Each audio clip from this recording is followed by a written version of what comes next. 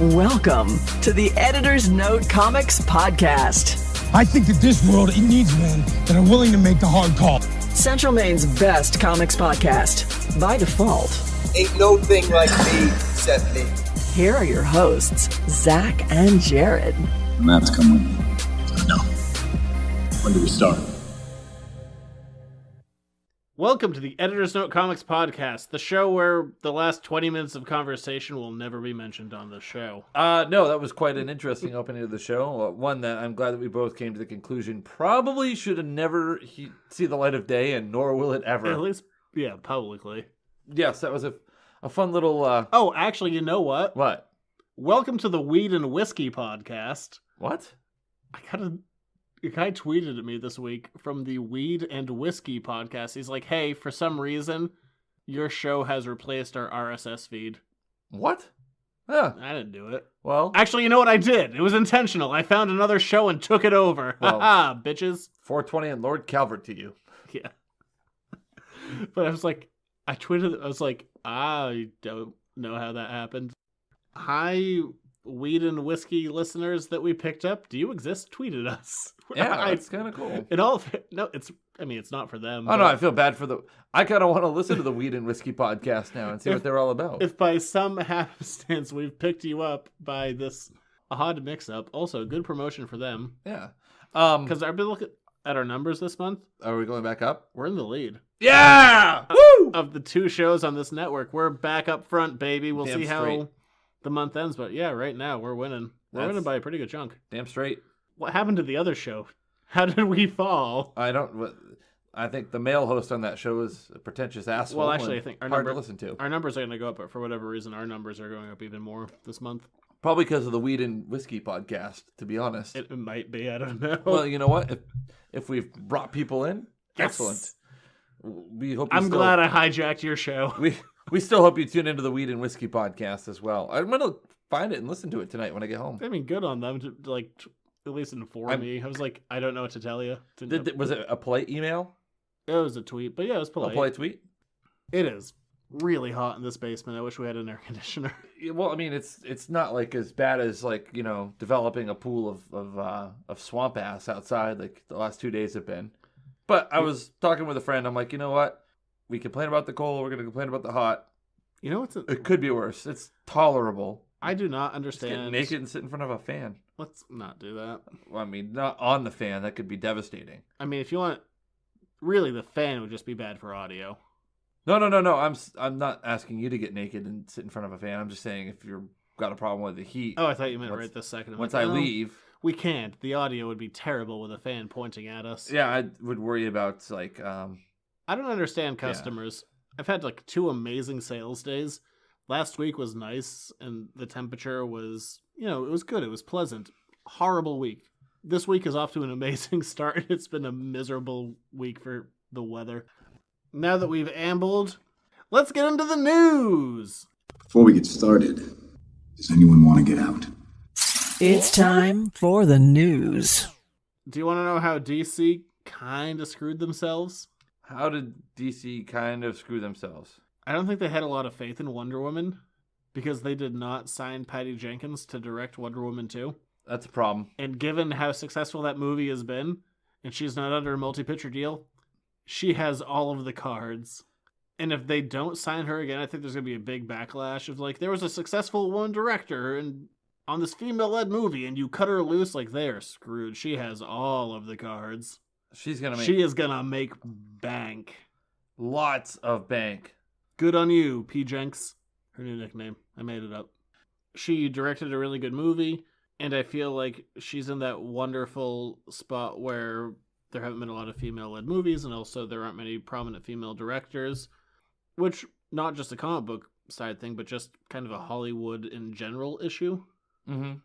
And if she doesn't get signed, there's going to be a big backlash. So I feel like she is going to be able to get a big paycheck. Yes, considering how successful this movie has been and the amount of money it's making right now, and that it really is becoming the flagship movie for the DCU, yeah, I think she is. Yeah, she's going to make money all the way. Oh, yeah.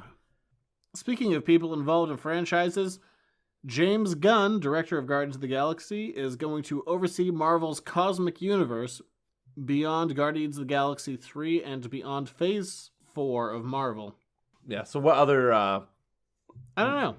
I think they're bringing everything. That's been kind of like the rumors, like everything's going to space. That's fine. Yeah. We've done some Earth stuff. Let's go to space. As long as there's space dinosaurs. Oh, I thought you were going to say space hookers. Like, we already had that in Guardians of the Galaxy, too. We did have space hookers. Robotic Space hookers, yes. That was a thing that happened. Good for Yondu. Good for Disney. Good for robotic space hookers everywhere. You show me another Disney movie with robot space hookers. Can't think of one? Yeah, you definitely can't. Was Flight of the Navigator a Disney movie? Because there was definitely... Labyrinth. Labyrinth was not a Disney movie, but there was a Muppet peeing in that movie, so you had that. So unrelated on every possible front. I'm just saying, it's not like the first obscene thing to ever be in a kid's movie. No. Surprising news that I wasn't expecting, and boy, this is going to be going like right up to the end of the line. Justice League is supposedly going back for 2 to 3 months of reshoots. Uh-oh. That's like the length of a movie. So this whole thing of just like Whedon touching it up. And again, this is rumor. I mean, these 2 to 3 months haven't happened yet. It sounds like closer to 2 months, but still, that's a lot of reshoots. Now, I wonder if maybe given the success of Wonder Woman, if they're going to tweak some stuff with her. Well, that might be it too, like adding more Wonder Woman, or considering that Affleck was drunk during the production, go back and do Affleck of him being not hungover. Well, no one's really talked about that. Meets the grizzled, ugly, mean Bruce Wayne he was in Batman v Superman. I feel like that hasn't come up in the reshoot talk, or maybe it hasn't, I just haven't noticed it, but the fact that Affleck went into rehab in the middle of it all. Still, maybe they're going back to do some Affleck reshoots, be less drunk. 2 to 3 months of reshoots and then editing on top of that. Yeah, I mean, so supposedly they're going back now, so that would put them through August. The movie comes out in November. That is not a lot of time to do visual effects. No. So they're probably, I imagine the action set pieces are fairly well set. They're going back to do more character stuff with, minimal CG. Yes. I think that would make the most sense on that timeline, or front load it with the CG stuff. But again, this is just a rumor. It's not confirmed. The reality is I don't think it's ever going to be a decipherable thing. Everything out of Warner Brothers is like it's Zach's movie, and Whedon is going to be doing it kind of in that style, so I don't think it's going to be jarring, or hopefully it won't be. Whenever we talk about this, it kind of reminds me of AI when Kubrick died and Spielberg took over. That's a terrible example because there are some huge tonal shifts scene to scene in that movie. So hopefully it's not going to be a case like that. I don't think so. I think DC is going to take it. I also haven't seen AI in many years. The other thing I think that would be interesting... was when someone gave a damn about Haley Joel Osment. Wow. No one cares now. No. I think we'll know if the movie really is having some issues if they have to push back the release date. They're not going to. Which, that's... Well, that was... I don't think we even mentioned that. Just how good Warner Brothers was about this. Like, they offered to push the movie back for Snyder so he could take time and then come back around to the project. Said, like, no, it's a good movie. The movie stands on its own. Keep the date. All right. Well, we'll be waiting with bated breath for November. Chris Evans is... This is already announced, but he's coming back to do Avengers 4. Originally, he had a 6-movie contract, and he was very stingent about it. He's going to do 3 solo movies, 3 Avengers movies, and that was it. And then, over time, he got a little bit lighter. Like, he did his Thor the Dark World cameo. And we already know because the Spider-Man trailers have told us everything. He's doing a cameo in Spider-Man as well. But he's also signed on to do Avengers 4. And he said the reason that he's doing it is because it wraps up the story. He's been a guy who's talked about, like, retiring from acting and trying to, like, become a director. Which would be too bad because he's really grown as an actor. Again, I've said it before. Go watch Snowpiercer. Great movie.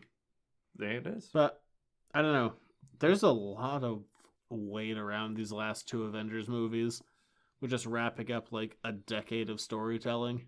I liked your tweet the other day that when the MCU started, MySpace was still a thing. Oh, yeah. What did I say? Like, reminder, when the MCU started, it opened with a MySpace joke. Yes. Something like that, which is true. Like, the first scene is Iron Man making a MySpace I don't want to see this joke. on your MySpace page. Yeah. Speaking of the Marvel Cinematic Universe, and I'm a little curious how this is going to work out, Sony has been threatening us with their own Spider-Man universe. Oh, boy. And potentially taking Spider-Man away from us. But Tom Holland came out this week and said that there is a plan right now for a Spider-Man trilogy that he's already signed on for.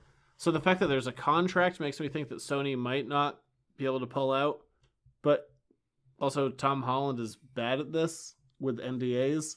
Oh, yeah. Because he was like, oh, yeah, I'm excited to grow the character in Spider-Man 2 and 3.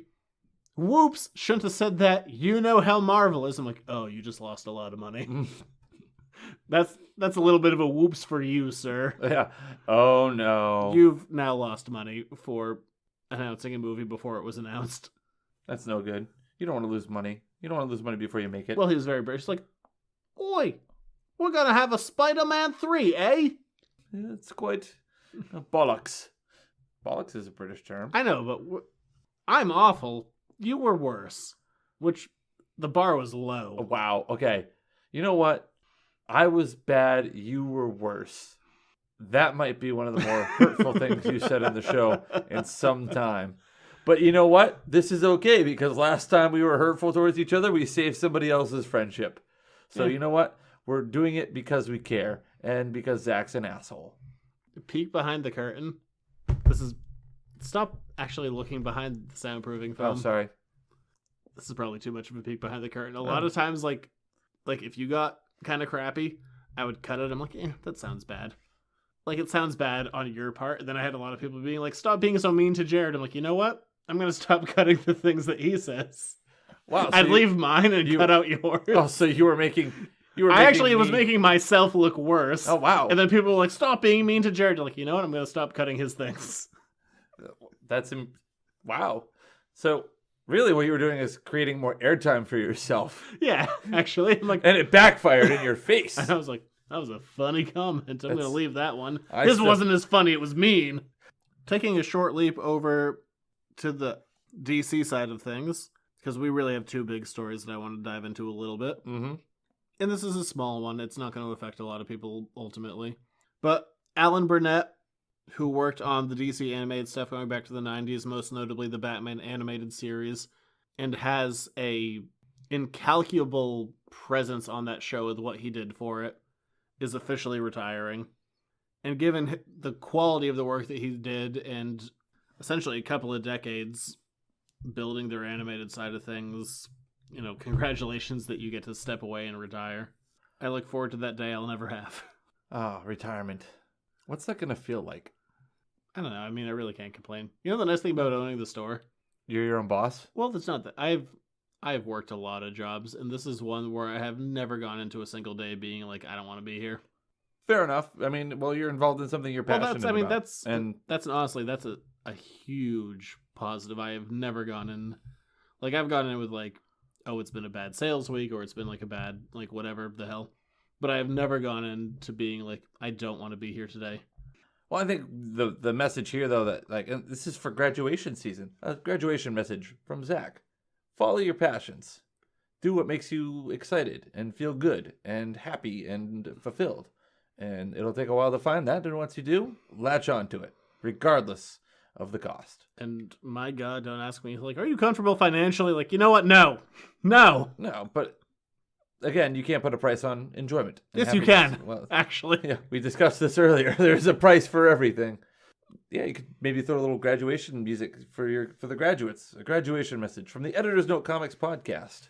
No. Okay, listen. We remember. I was thinking the sunscreen song. Remember that one? No. Oh, the one where the guy did all the time. No, it was the Baz Luhrmann one. Graduates of the class of 1999 urge you to wear sunscreen, and he goes on and gives all this life advice, and then Chris Rock did a parody of it called "There's No Sex in the Champagne Room." Okay, yep. You remember that one? I remember that. Yeah. Ladies and gentlemen, the GED class. Yeah. Okay. Last two bits of big news. I was a little surprised that we got this. Disney's D23 celebration is coming soon, and they're going to be doing a ton of stuff that week, and that's not terribly far out. So I was a little surprised we got this trailer when we did. But we got our first teaser for Black Panther.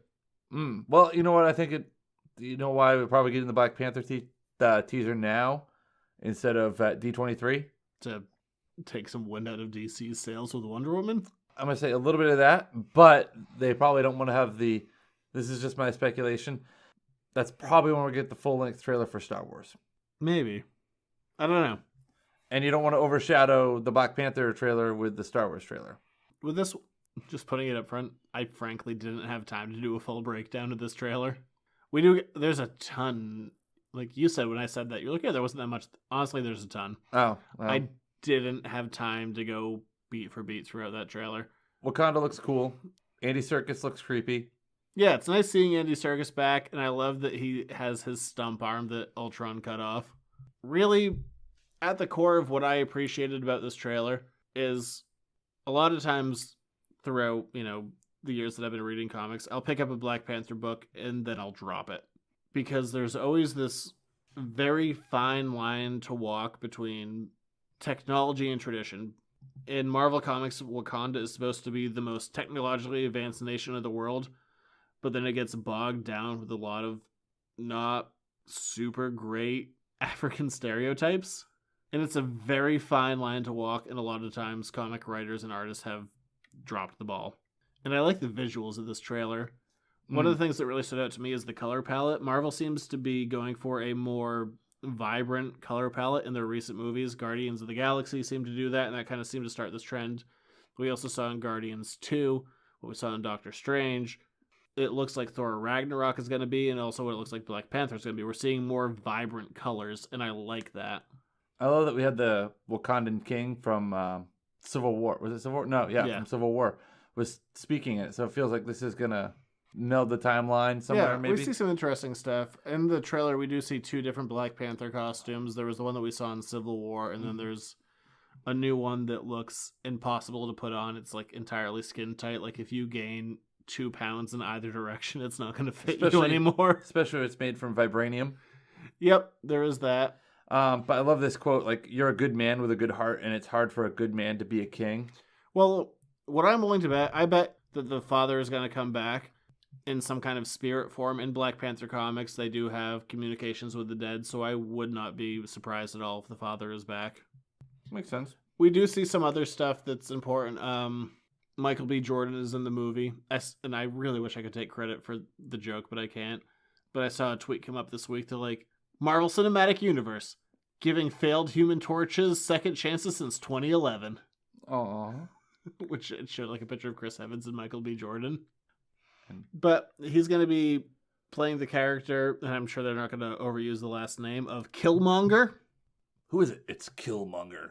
Who else could it be but Killmonger? Yeah, who's the villain of this piece? Is it Killmonger? It's probably Killmonger. I mean, really, he's been born into this.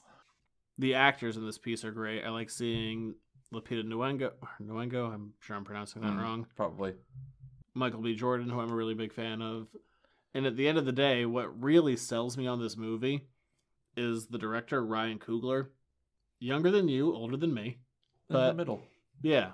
He directed Creed, which is one of my favorite movies in the last 10 years. You still haven't seen it, which is insane. It's on my to-do list. That's such a great movie. Creed, my God, Creed transcends so much, and it falls so perfectly in that franchise. Like, that was a movie that was done with love and passion, and he's only done 2 movies. He's done Fruitvale Station, which I think is on Netflix and I want to watch, and he's done Creed, so having him doing Black Panther, I couldn't be more excited, because I know that his working relationship with Michael B. Jordan is already really good, and Chadwick Boseman has already had a chance to play the character in Civil War, and he did a great job, so I am really excited for this movie. Bring it on. But the last bit of news, and of course the most important and saddest bit of news, this week we lost a cultural icon in Adam West, who died at age 88 from a brief battle with leukemia. There are people who can speak better to it than I can, but Adam West, clearly a cultural icon, working from 1966 to 1969 on the William Dozier Batman show. And as we mentioned in one of our previous episodes, I think it's called Batman's Secret Origin, that the Adam West Batman show saved Batman in publication form. Batman was going to be canceled. That show revitalized it and gave the character new life.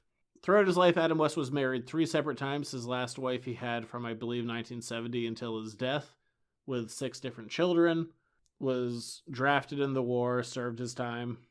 Following Batman, Adam West was typecast in that role, had a lot of trouble finding work. He would go and work a lot of shows and signing events in costume because there was literally nothing else that he could do. He had a bit of a resurgence in the early 2000s, playing himself on Family Guy. And then especially in recent years, there seems to be kind of a turning point of people coming around and respecting and loving the show that he did all over again. I can't speak for you, but I know for me, growing up, there were a lot of rights arguments going on. The show wasn't released until very recently, so I never got to really see the show. I got to see the movie, and I was aware of the movie, but most of what I heard about the show when I was growing up was all kind of like secondhand, and for the most part, very condescending. I can't... Well, it was the campy, Yeah, people... Holy Russian Metal Batman. Yeah. When we were growing up, most of the information about the show was all secondhand, and it was all very negative, like, oh, that's so silly, and it was like, Batman was the Dark Knight, and Adam West liked to refer to himself as the Bright Knight. Yes, it was a campy, like, relaxed, loose, and funny Adam West style Batman. You get like the gifs of him doing like the funny dance. The Bat-Tusi. They're doing the water skiing. Him and Robin are water skiing with sharks and stuff like that. When him and the Joker had to go in a surfing competition. Yes. But within the last decade or so, the show, people kind of turned back around on the show and started to respect it more and appreciate it more and look at it for what it was, which was a comedy. And even it's fairly representative of the books at the time. The books in the 60s weren't exactly dark and serious. They were silly and ridiculous, and the show very much reflected that. People talk like, that ain't Batman. Yes, it absolutely was at the time. Mm-hmm. And although not the first screen Batman, he is by far the most important Batman. Yes. The pudgy guy in the 40s, forget that guy. He's dead. We don't care about him. Oh, I'm sure somebody somewhere cared about him. Oh, no, I've seen those serials. They are no good. They're not good? No, they are bad. Okay. They are really boring.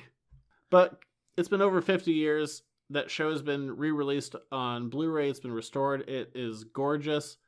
It took me a long time to actually see the show. I've seen the movie a number of times. Mm-hmm. It's over there on the shelf. The big shelf? Yeah. The shelf. the big shelf. It just got a new name. The big shelf. It's on the big shelf. It's over 6 feet tall. That's big. A few years ago, Adam West recorded a commentary track for every single episode. He assumed that the show was going to be released, but he was afraid that he was going to die before it was going to happen. Oh, wow. So you can go online and find commentary tracks for every episode done by Adam West. That's kind of cool. Yeah. I think for me, with Adam West, like, his legacy to me is, like, he didn't take it too seriously. Do you see the pictures, like, of how he, like, in his area phone book? It had I did see Adam that. West, Yeah. see Batman, or see Bruce Wayne. It said see Bruce Wayne for Bruce Wayne, see millionaire Bruce Wayne. And it's like, go look for crime fighters, and it goes for crime fighters. It says see Batman. So it kind of like, it's a big loop. Yeah, I thought it was hilarious. But I want to share a story that I came across on Twitter about him, which is really funny, from a 2014 interview when he... the guy who was Frank Gorshin, who played the Riddler. Oh, yeah, I know Frank Gorshin. Frank Gorshin's great. They got kicked out of an orgy once. Also in that darn cap. Also, wait, that's better than my story. Go into yours. Yeah, so, and this is me quoting this. So, It's not your orgy with Adam West? No, it's not mine. I would appreciate you to tell me that story if you had an orgy with Adam West. Why have you been holding out? So he says, well, I think one of my favorite memories is that Frank and I were once invited to a party one night and we decided to go. A Hollywood party we didn't know anything about. We were kind of laughing and having a few beers and said, let's go over there. We walked in and it was an orgy. So immediately I went into the Batman character and Frank went into the Riddler character because we were getting the big giggles. It was so funny to us. We walked into and we were kicked out. We were expelled from the orgy. That's amazing. My life is better for knowing that story. There you go. Even from my point of view of first going to cons and now working cons, I've been to a number of shows that had Adam West. And especially in recent years, you saw a really big uptick in how big of a draw he was. People have come around to respect and appreciate what he did back in the 60s. Well, I think he would go from a guy sitting at a table by himself to a guy drawing the biggest crowd at a show. I think also what helped him was Family Guy. Yeah. The role of Mayor Adam West. Oh, absolutely it did. Yeah, massive icon that we've lost. From all reports, seemed to be a good guy. Yeah, I don't think anyone's ever spoken negatively of Adam West that I've read. I mean, I'm sure he may have upset somebody at some point. Probably 2 of his ex-wives. Well, fair enough. No, they might be dead. I didn't really look into Oh, them. well. But from there, we're going to move on to an Editor's Note podcast review. Full of spoilers. It's fine. I'm the best there is at what I do. But what I do best isn't very nice. It's time for an Editor's Note podcast review. So this week, what we're doing? I feel like we review things every week. I don't know why you get to speak an Editor's Note podcast review. Well, it's always what the second half of the show is. Well, sometimes it's a different thing. Sometimes it's a comic. Sometimes it's a movie. Sometimes it's a TV show. This week, it's a TV show. Oh, yes, it is a TV show. And it may involve Batman. Yeah. It may involve Adam West. So, yeah, I changed the schedule for this week when this happened. And I thought about, like, oh, should we do, like, Batman the movie or do an episode or something? And what I ended up choosing to do was my personal first exposure to Adam West.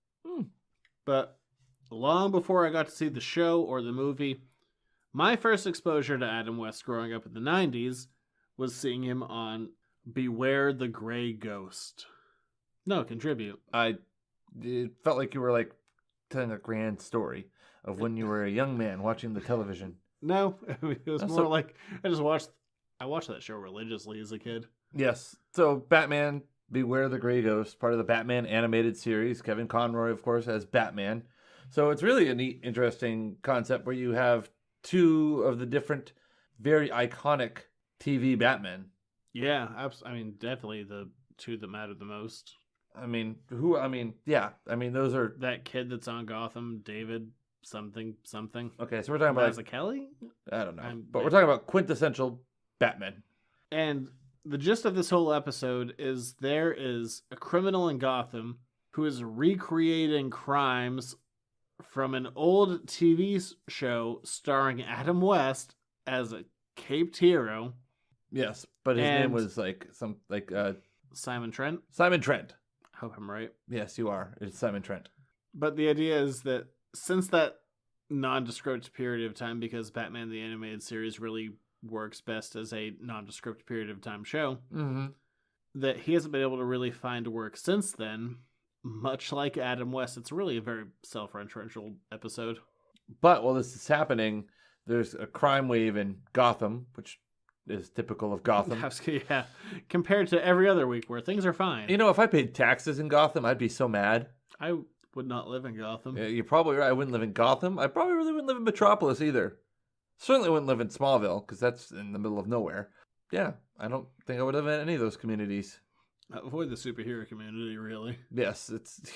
I feel like your tax premiums are going to be super high. Yeah, especially when everything's blowing up every other week. If I were a contractor, though, I'd love to live near these people. Anyway, I digress. But it's kind of a parallel, like, from the past and the present. And there's somebody calling themselves the Mad Bomber living the exact same notes as in an episode of The Grey Ghost called The Mad Bomber. To which Batman has flashbacks of when he was a kid watching it with his father, Thomas. Yep, and... Also voiced by Kevin Conroy in this episode. I said that when we were watching. You would not have picked up on that if I didn't say that. No, I wouldn't have, but I'm saying it to sound smart today. But Batman recognizes this scene from his youth, and he goes to find the Grey Ghost, who is a washed-up actor who can't pay his rent. And in order to make ends meet, sells off his old merchandise. And as Batman tries to find the episode The Grey Ghost, well, it can't be found because also plot conveniently, the studio house which created The Grey Ghost burnt to the ground, and according to the gentleman running the vintage movie and memorabilia store, they all went up like kindling. He's like, I have every show ever except that one you're looking for. How inconvenient. But what's funny is Simon Trent, the Grey Ghost, played by Adam West, goes to sell a bunch of his old merchandise to a kind of antique toy shop. And the guy working there is like, oh, these don't sell at all. Because of licensing issues that went on for a very long time, old Batman 66 stuff sells insanely well because it was so limited and there was a massive period of time where nothing new is being produced. So it was really funny for them to be like, oh yeah, this doesn't sell very well. Like, wrong. Sells great. Sells real good. Yes. Lots of money. You like that. Yeah. I'm the only person in the world who's like, you know what? Money's a good thing. It's not bad. Also, interesting factoid about the show, which I'll let you share.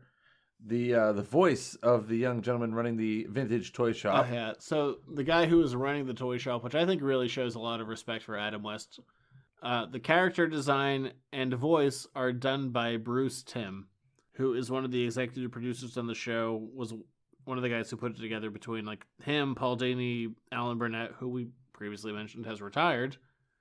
But having Bruce Timm act in the episode, which, side note, he cannot do voice acting. I think that was a big ask for him to be like, you know what? Tim's stepping up. Tim's here to work today, baby. Don't do it, Bruce. He was bad. He was definitely the weak link of this episode. Yeah, but it's fine. So, anyway, the Grey Ghost and Batman combine forces. Yeah. Batman and Batman. Batman on Batman. Yeah, Yo, dog, I heard you like Batman, so in your Batman, I gave you more Batman with some Batman. It's really all I want.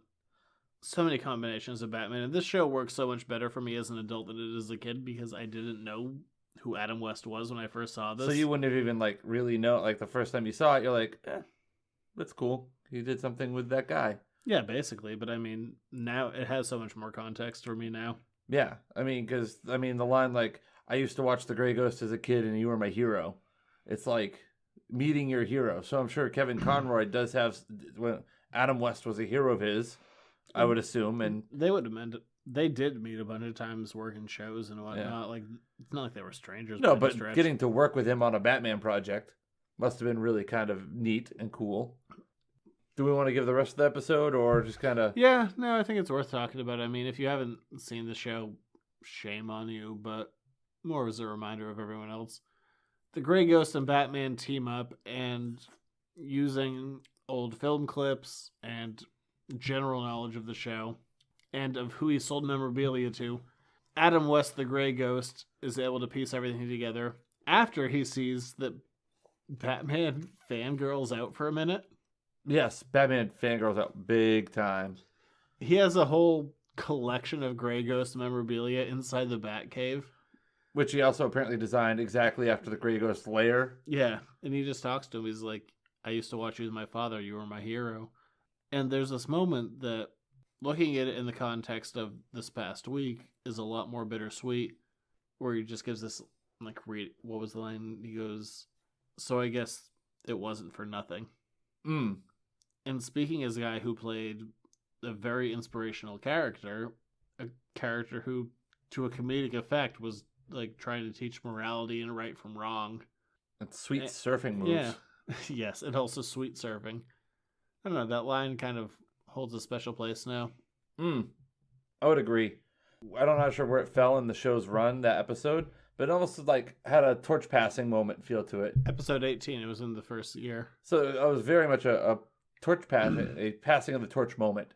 No, seeing the two most famous Batmen together. Yeah. And, you know, of course, the two of them team up, and the episode ends with them taking down Bruce Timm, the villain. Yeah. Who, in real life, is not a villain. No, seems like a nice guy from what you spoke of him and so on. Well, creatively, he's excellent. Not that you and Bruce spend a lot of time together. Would you recommend it? If you're looking to, like... I always recommend the Batman animated series. But for me, it's interesting to revisit this episode with... you know, kind of a 20-year history behind it. Like, I saw it when it came out, and I get to appreciate it in a different way as Adam West has passed, and it's a really strong episode, and it's kind of fun. This is a very unique Batman story. Maybe it exists, but I'm unaware of any other Batman story where Batman is like, you were my inspiration, you were my hero. That's a good point. Or even at the end when, like, Bruce drops the same line toward the Grey Ghost.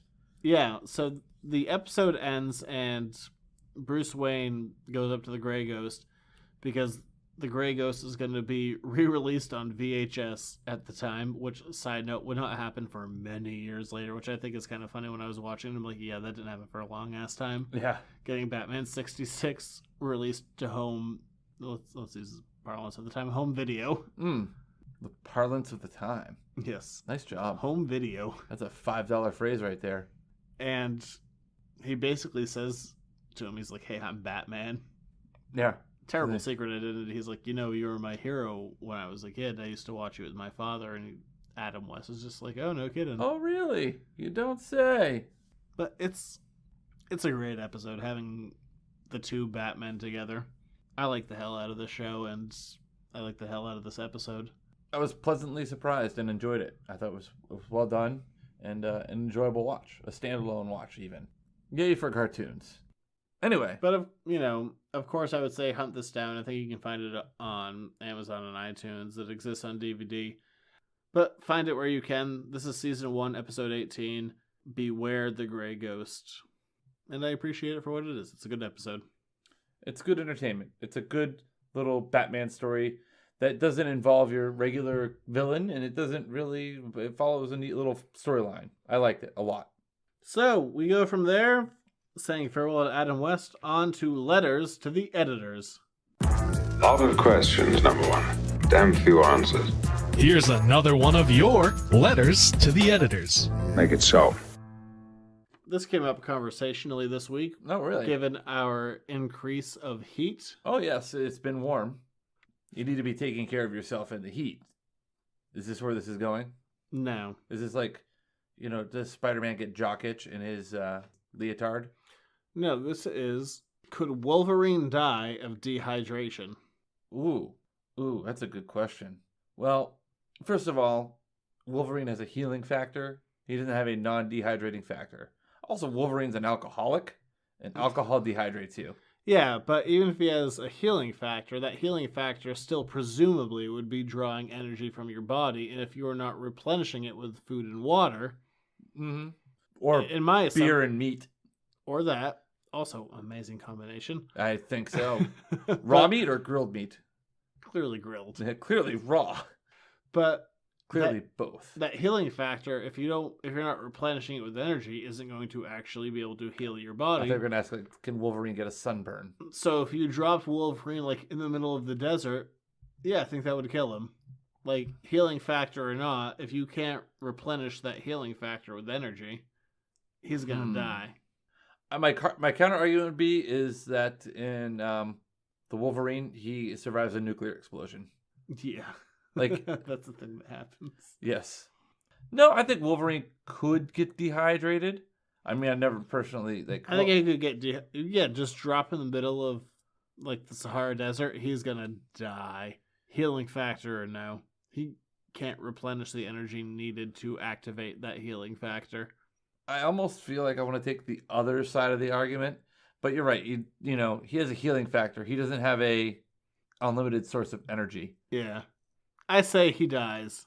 Dehydration gets him. What a lame way to die. That would be a really bad way to die. I guess because the Pale exposure with a stump is much better. Well, here's this food for thought. All right, if he has a incredible healing factor, then we can maybe assume that he doesn't sweat, so therefore he might not be expending energy as fast. But wouldn't he be expending energy to not sweat? But because he doesn't need to. Because he's using the energy to not sweat to try and decrease his body temperature. Well, first of all, he needs to get out of the yellow and black spandex because it's the desert, man. It's hot. That would kill him fast. Get something, yeah. It's gonna increase his body temperature. He's gonna get a fever and die that way. But you gotta, wear something light but yeah, minimize exposure to the sun. You picture Wolverine in a turban? Yes. Like chic Wolverine? Yes. I'm sure there's probably an existence of it somewhere that somebody will dig up for us. Probably. Like Wolverine visits Egypt. Yeah, I said I'm gonna agree. Yeah, throw him in the desert. He's dead. Yes, with no food or no water. So it is said. So it is decreed. So it shall be written. So it shall be done. He is dead as can be. All right. Well, that was pretty easy. All this time to beat Wolverine, you just had to drop him off in a desert. Yeah. Although, okay, counter argument. In First Class, or no, Days of Futures Past. He is submerged in the bottom of the Potomac River for a period of time, and he doesn't have any oxygen. You need air to breathe, and air to live. That's and how he didn't die. That's how he killed his son, was by drowning him in a shallow puddle. But he didn't die. I say by comics versus movie. Okay. In Old Man Logan, he lives in the middle of the desert. Yes, he does. And he and who did he travel across the country with in that? Hawkeye. Oh, Hawkeye, yes. Yes, Hawkeye. Hawkeye. Hawkeye. Hawk. Hawkeye. Hawkeye. Hot guy, that's me. Hot with 2 T's. Okay. Hawtt. Hot. Ooh, that... Are you shook? You made it bad. Are you shook? I don't know if that is, so no. Didn't we talk about this a few weeks ago? The new parlance. I'm shook. Get woke. I am not up with the times. No, you're not. You need to get jiggy with it, Zach. I'm up with that. You need the 411 on some stuff, Zach. That's really going back to the 90s, the 411. With an album so hot my mother bought it. Your mother bought Big Willie style? Yeah, she did. It was wow. Did she buy it on cassette or CD? CDs. It was one of the first ones we had in the house. Oh, wow. It was like that, Stunt, Seal, Alanis Morissette. That's the second time Seal's been mentioned tonight in this household. Yeah, but people didn't hear that. Alanis Morissette. Jagged Little Pill's not a bad album. This is going to be a Jagged Little Pill play. It's going to premiere in Boston or Cambridge or something. Huh. Alanis Morissette also played a pretty nifty god. It's going to be, a better ABBA, whatever that ABBA one was. Mamma Mia. Yes. I don't like ABBA. We've discussed this on the show. You just have a thing for Swedes. You're not a fan of the Scandinavians? I'm not a fan of disco. So you didn't like the Destroyer? No, it wasn't Destroyer. What was the Kiss disco album? I feel like, no, it wasn't Destroyer. I'm not even going to bother to fact check the show on that because Kiss made a disco album. It's the one that had I Was Made for Loving You. I like that song. That's a disco song. It has a total disco beat. Well, I still enjoy it. I'm a contradiction of myself. Do you like the Bee Gees? No. What? You don't like the Bee Gees? No. Not even a little bit? There's no Bee Gees song you like. You don't like How Deep Is Your Love? I'm frowning and shaking my head. That's because you are just a totally horrible person. Yes, that's right. That equates me as a terrible person. No, it doesn't equate you as a terrible person, but you don't like How Deep Is Your Love? I mean, I can get that. All the Bee Gees stuff. Nights on Broadway. Living it up. Oh, it's Blaming It On. Blaming It On. The Nights on Broadway. My favorite part is when you couldn't remember the lyrics. It's a catchy tune. Words escape me from time to time. Speaking of words, if you want to find the show, it can be found on editorsnotecomics.com, of course on Facebook, Twitter. I don't even feel like mentioning Instagram. I basically never use it. No, iTunes. The show itself can be found on iTunes, Stitcher, Blueberry, YouTube, podcasting platforms. If you could, please rate, review, subscribe. It would help other people find the show and, share the wealth of me. I am a treasure. I am a national treasure. I wouldn't go far as to say you're a national treasure. I'm an international treasure. You're slowly becoming a local icon. Yeah, I mean, we're on iTunes where we're apparently overtaking other shows. Yeah. If you've come across this show incidentally, or you are a frequent listener to the show, if you're a Weed and Whiskey listener, help our friends at Weed and Whiskey Podcast out and give them a like as well. Well, I mean, we haven't listened to them; they could suck. I don't know. That's a good point. Well, maybe we'll go and maybe listen to us this week and be like, well, what is this show that has overtaken us? You know, if you really want to listen to another show, go listen to the Buffy Back Issue Bin. Oh, yeah. Which, by the way, you can get a week early if you're a Patreon subscriber. And if you're also a Patreon subscriber, you can get the show a day early most weeks when we record it on time. And that's $1 gets you this show a day early and the Buffy Back Issue Bin a week early, correct? Yeah. $1 per month. That is a low deal. That's a heck of a deal to listen to us a day earlier than you have to. Then you have it's like it's a chore. And yeah, you said you're at 210 Water Street. Oh, yeah, I have a store. And you got some really cool stuff in the long boxes, some new long box stuff you've been trolling through. I pull out many a new thing. I pulled out like 2 new boxes worth this week. Yeah, you were doing some diligent work. There's some really interesting stuff that's going to be in the shop this week. 16 more to go, but until then. Yeah, but there's some really new and interesting stuff in the shop worth checking out. Yeah. It's fun finding surprises. Yeah, we like surprises. And you can find me on the Twitter at Junior Rich. Next week, we get to talk about one of my favorite things that I like a lot. Yeah, we're going to do the thing we planned. Yes, Spider-Man. We're going to do like 3 weeks straight of Spider-Man. Welcome to the Spider Weeks. Oh, wait. Do we get to... that could be like the June theme. Spider June. It is too late to ask for a new theme. Oh, we're not going to ask for a new theme. We don't need a new theme. You better like Spider June, Spider June. Spider Zach does whatever a spider can't. He only has 2 legs. And likes to drink whiskey. Look out, here comes the Spider Zach. Can he swing from a web? Yes, he can. Listen, friend, look out, here comes the Spider-Man. And there's like the whole like little bridge section. We just lost 200 listeners. No, we didn't. They're excited to tune in next week because it's Spider-Man and the mark of the wolf man or the man wolf. Mark of the man wolf next week. Well, you've told them the issue. Well, they can pre-read and follow along with us. They don't need to read along because this will get read to you. Not by us, because we're illiterate. Spider-Man on vinyl next week on the Editor's Note podcast. We'll see you then. Good night and good luck. You are not Robert R. Murrow.